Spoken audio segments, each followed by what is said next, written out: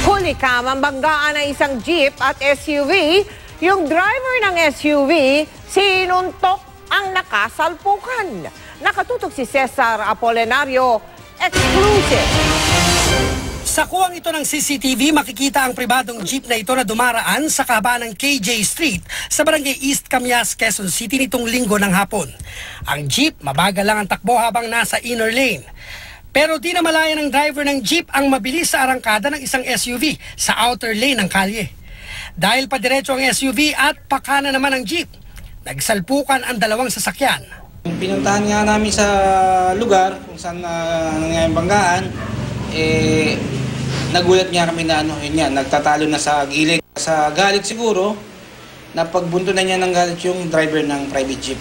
Makikitang bumaba ng minamanehong SUV ang driver at patakbong tinungo ang driver ng jeep. Sa galit ng driver ng SUV, sinuntok nito ang nakabanggang driver. Ang jeepney driver nakatikim pa ng isa sa SUV driver. Ayon sa mga saksi, galit na galit umano ang driver ng SUV dahil sa delikadong lagay raw ng kasama nitong buntis. Pareho siya ng private. Kaya lang, yun, naipit niya yung Suzuki. Nasabitan niya, nagkabanggaan sila. Ayun, doon nag-umpisa ang away. Sa galit niya siguro dahil buntis yung kasama niya. 8 months. Bahagyang humupa ang tensyon. Ang driver ng jeep bumaba ng sasakyan at maayos na nakipag-usap sa driver ng SUV. Ayon sa QCPD Traffic Sector 2, mali ang driver ng jeep lalo't bawal kumanan sa kalye kung galing ng inner lane.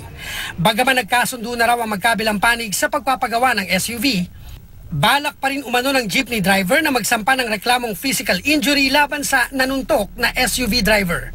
Sinabihan na ng pulisya ang driver ng jeep na ipablatter ang pangyayari sa QCPD Station 9. Cesar Apolinario, nakatutok, 24 oras.